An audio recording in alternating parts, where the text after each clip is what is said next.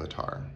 That's why so many people are drawn to that franchise, the movies, concepts of what we call switching bodies or being in other people's shoes. The whole point of the ego is it is taught to us by our environment, by our culture, by our upbringing, by our religion, whatever the point may be. The ego is literally a barrier. And just like all things, on each side of that barrier, there's the healthy side and there's this distorted side. There can be too much ego, right? You can believe in yourself so much that you're now dismissing other people's and making them feel small. And that's not what you really want to do. That's when we call it egotistical. And then there's lack of ego, where you don't have confidence in yourself and you allow whatever somebody tell you you are becomes your identity now. Oh, I'm a loser. Oh, I'm this. Oh, I'm that. The ego is literally a muscle that is meant to be flexed. It's meant to be worked out. So yes, you should be able to believe in yourself and trust in yourself and put confidence in yourself and put air in your head. There's nothing wrong with that. There's nothing wrong with hyping yourself up, even though people want to make you believe like, oh, you need to be modest. Modesty is not always necessary. But you do want to do it with a grain of salt where you're not overly saturating people and how confident you are, because it does come off a bit cringy. So we want to keep that in mind, that the ego is not here to be abused or attacked or even blamed for the things that happen in life. But if the ego is not allowing itself to be triggered, then growth can't begin. Remember, the job of meditation or spirituality is not to get to a point where you're perfect and nothing ever bothers you, because it's impossible. Things will always bother you. What happens is, how do you learn how to respond versus react as you learn these things about yourself and your life as you get older, right? So when you allow your ego to be triggered, okay, I'm upset. Instead of just getting upset and just going straight into that part of you and allowing it to take over, you stop and you reflect. Okay, I'm upset. Why am I upset? Because this thing pissed me off. Why did it piss me off? Because I don't have the time. I don't have the patience. Why? Because I hate when things slow me down, because I know that I am adequate enough to get it done. And this is how you have to go down the list in your head, so that you're like, oh my gosh, yeah, I'm not listening to who I really am. I'm trying to be something else. So I need to figure out why this anger is what it is. And then that's where the soul gets activated. The soul is truly the avatar, because the soul then gets activated and remembers, in a past life, this is how I responded. In a past life, this is how I reacted. So now that energy is like, are you going to repeat what we did last time and we're going to have to do the cycle all over again? Or are you actually going to listen and pivot and try to change, not so much your future or your past, but change the outcome? Because those things will eventually make your past evolve as well as make your future evolve. Because I know when I say change, people think, well, if I'm good enough and I do it this way, or if I say it this way perfectly, then I'm fixing it. And it's like, it's not about fixing it, it's just about evolving. Like, if you see that one moment you gave a speech and you left out key details, okay, well, don't beat yourself up over that and say that you're a horrible orator and you don't know how to give a speech. No, just say, okay, lesson learned. Next time you give a speech, make sure you give the proper details. And there you go. Now you've evolved. That's what it's all about. So you have to remember that in order to step into this sense of self, where we're allowing the journey to not become the whole identity, because again, the journey is what the ego is able to accomplish. The journey is what the ego is constantly battling with all the time, which is, when I go outside, how do I present myself? When I speak this way, what does that mean? When I do certain things, how is that interpreted? Or how is it interpreted, right? That's the whole point of the ego. Oh, I don't like this, I don't like that, I don't want to be involved in that, I don't want to be that. Yes, it helps shape who we are. So in order to understand who we are, we have to remember that the ego is literally a switch to the soul, and the soul part of it becomes avatar. Now, I know most people think like, wouldn't we as the human be the avatar? And it's like, yes, we are currently the avatar that is alive in this density, in this frequency. And now we have the ability to see how the world is operating. The world has always operated the way it's operated, but now we have more information, we have access to things that we didn't have before, at least in what we know as far as the history that we trace back, we really don't know what our ancestors had prior to us because we can only speculate. And we've already learned that they've had more advanced technology than us and we can't figure out how. So what I like to say is up until the point of the reset, whatever the reset was, because if we haven't realized, there have been plenty of resets in the human history. So whatever from the last reset we left off at is where we are now trying to figure out who we are as far as soul avatars and human avatars. And when we allow that part of ourselves to actually allow the ego to learn without overly correcting it. Remember, the ego is genuinely our masculine energy. It is what presents itself. It's what the action energy is. It's what you want to represent as you. So anytime the ego feels attacked, the ego is going to attack back. Anytime the ego feels small, the ego is not going to give as much as it can. And so unfortunately, we've conditioned this to be a weakness when really it's just a barometer, right? For masculine energy, it's just a barometer of what you can do and what you can't do. You don't need to take it to heart that you can't lift a certain amount because somebody else can. It doesn't make you less masculine because you can't lift what they can lift, right? It's just a matter of ability. And so when we start recognizing that our ego is attached to our actions because we've used it as a level of achievement, that's normal, but again, don't let it become your whole identity. The soul part of this is there's parts of us where we believe that because we feel this way or we think this way, this means that we are this way. That's not necessarily true. Sometimes in our past lives, we could have had some really dark thoughts, some dark moments. And those that part of the darkness that most people are afraid of, you are the vessel now that's supposed to shine light on it. So when you can shine light on that, that reveals the ego, and the ego, of course, is going to be like a vampire, like, I didn't invite you in, get out of here. And so it's learning how to then rewire and re-register who it really is. And so that's where we call it like a ego attack or ego blow or whatever you want to say, like ego deflated, because when we start to believe that our opinions are our identity, the ego is going to take a hit every time, because the ego is, again, how we learned as kids. When you did something good, right, quote unquote, you were given a set of instructions, you replicated the desired result, you got praise for it. Now your ego is like, oh my God, I'm good. And so you start associating this thing with goodness. And if I don't do it good enough, then I'm not whatever. And that's where, again, the ego is a sponge. It is meant to absorb. It's meant to, and then however you want to wipe stuff down with it, whatever you're absorbing and you're using to clean or wash your body with, just think of what a sponge does. It absorbs, hold a certain amount of liquid so it doesn't drip, so that you can transfer it and then utilize it wherever you need to utilize it. The same thing with the ego. You're going to absorb what you absorb. You're going to take it wherever you go. And then you get to sort through how you're going to utilize it. Am I going to use it to wash this part of my energy? Am I going to use it to wash this part? What am I doing with it, right? Because again, essentially, at the end of the day, a sponge is meant for what? Cleaning. So your ego, in my opinion, is meant for cleaning. It is the thing that, again, connects the spirit world to the what we call reality. So when I'm able to, as the ego, absorb, suck in, take on things that are of the world, and then I get to decide, okay, I'm going to wring this out because this is too much. I don't need that. That's oversaturating my energy. That's oversaturating my soul. That's how you get to do it, right? And then you get to go, now I want to wash myself in this type of energy.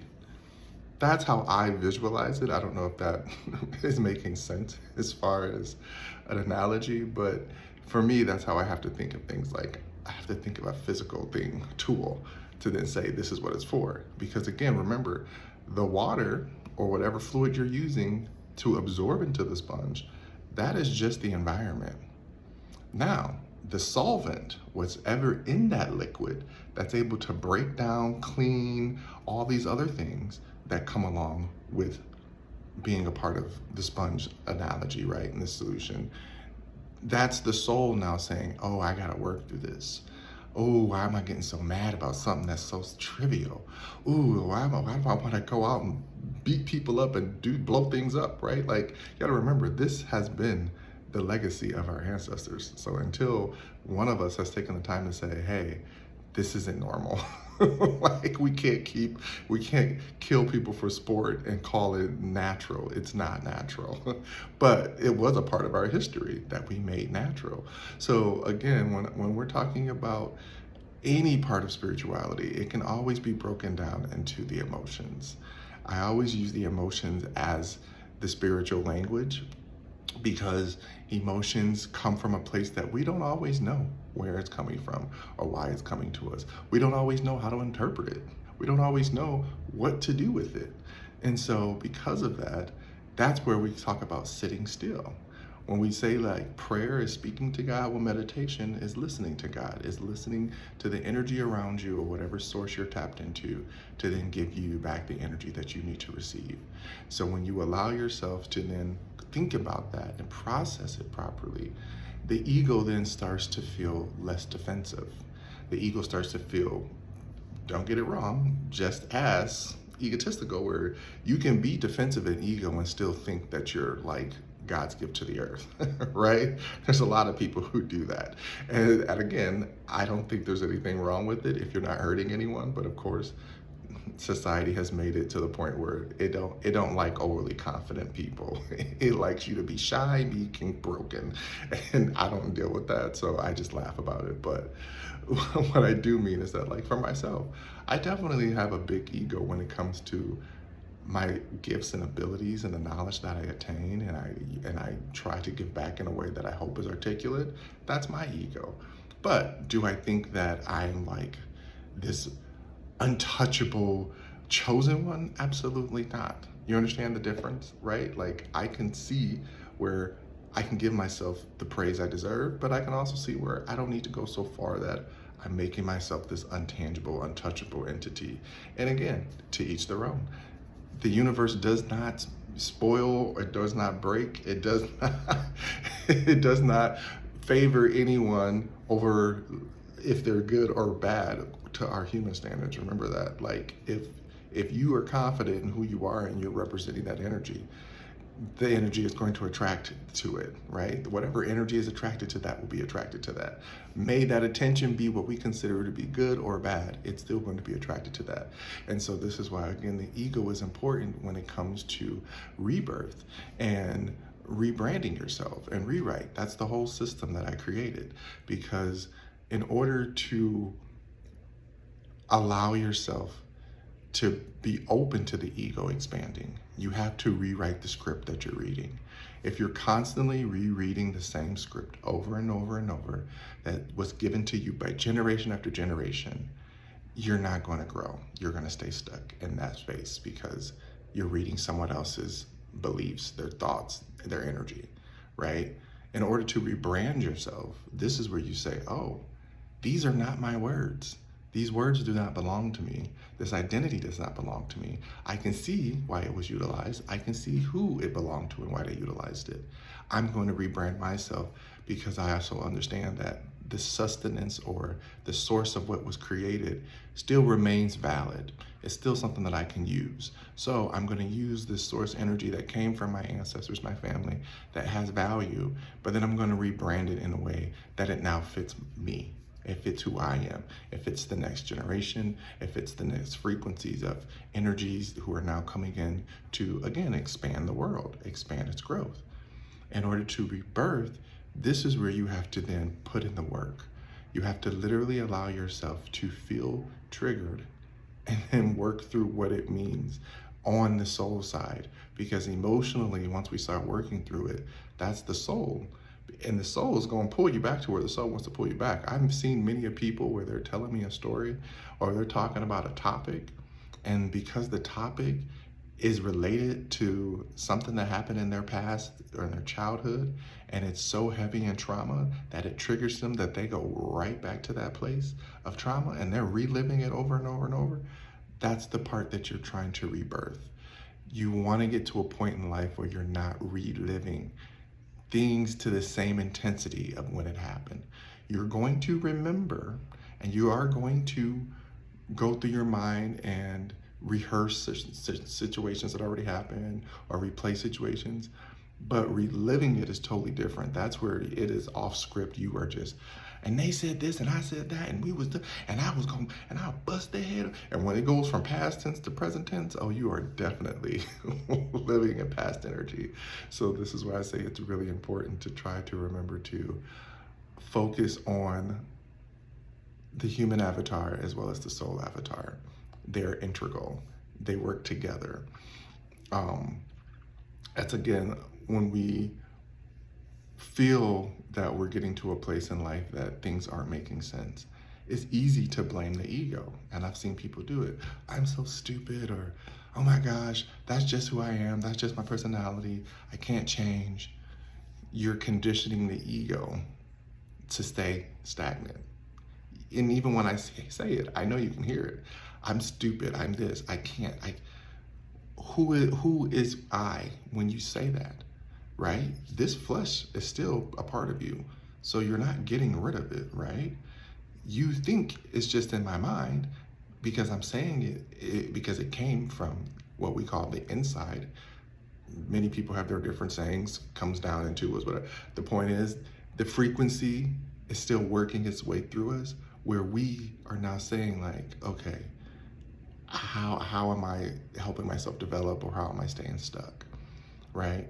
And if that frequency or that antenna is blocked or broken, then yeah, it's easy to stay in the mode of blaming the ego. Everything's the ego's fault, everything. And so then this is where the spiritual concepts come in, where people are like, why aren't things happening for me? Why is it taking so long?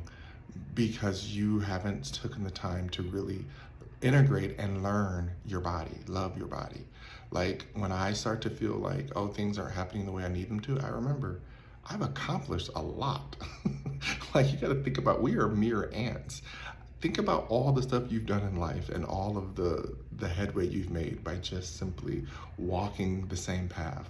You ever seen how people walk the same path and eventually the grass does start to die, but it does make a clear path for the next to come? That is life. You don't know how much you've created that other people are now utilizing that pathway to life and making it easier for them to venture out and understand and learn themselves. This is why we say leaving legacy is important. This is why we say learning how to integrate your masculine and feminine energy are important, because this is, again, the legacy that you will leave. Everyone does not have to take your journey, but if you leave a path for them to at least begin, that's all you can do. That's all we are meant to do. So again, embrace your ego, love your ego, be confident in your ego, but also know that your ego can be wrong, right? Your ego is simply there to protect you. So just because it protected you doesn't mean that it was helping you get what you actually deserve. You know what I mean? Another analogy, if you're wearing a suit of armor, and yes, bullets are coming at you, you don't want that, right? It's blocking all the bullets. But then at the end of it, whatever desired person you want comes up and they try to kiss you or hug you.